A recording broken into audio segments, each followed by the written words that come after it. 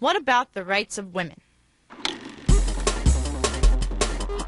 During the early 1800s, women were viewed as second-class citizens who could not speak in public or vote for political officials.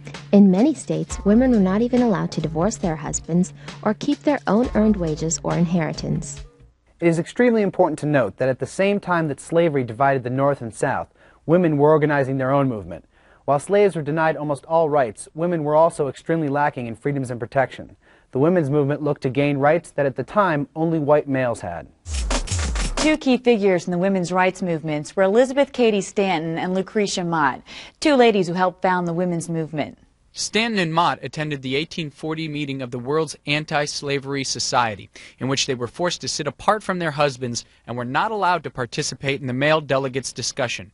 This situation got these two women thinking.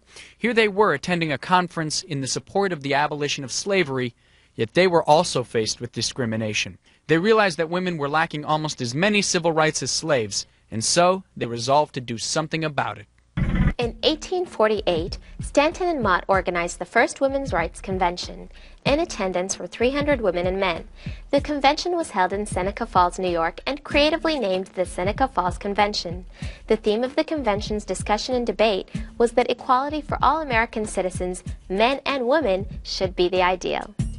Almost everyone at the convention agreed that women's rights should be extended to reflect the rights that men were given. Women should be able to receive an education and have access to, and roles within, the currently closed-off worlds of the church, the law, and medicine. Most importantly, women deserved the legal right to vote. But some attendees of the Seneca Falls Convention did not all see eye to eye on the issue of women's voting rights. And so no immediate change came out of the convention. Yet the public exposure given to the issue of women's rights and the support shown by many may have been the catalyst for long-term change. After the Seneca Falls Convention, many women's rights advocates centered their actions around the intense fight against slavery. Many women had hoped that once slaves were freed, the rights obtained by them would also be granted to women. And so the years went by and the Civil War came and went, and the 13th and 14th Amendments were ratified. Slavery was abolished in the 13th Amendment. The 14th Amendment protected African Americans with all the civil liberties laid out in the Bill of Rights. But so far, no more rights had been granted to women. In fact, to protest this lack of action, women's rights activists argued against any additional amendments that would increase African American male rights while ignoring the rights of females. Was the women's struggle in vain? It seems so when in February of 1869 the 15th Amendment was passed by Congress. The 15th Amendment guaranteed all citizens the right to vote, regardless of race, color, or previous condition of servitude.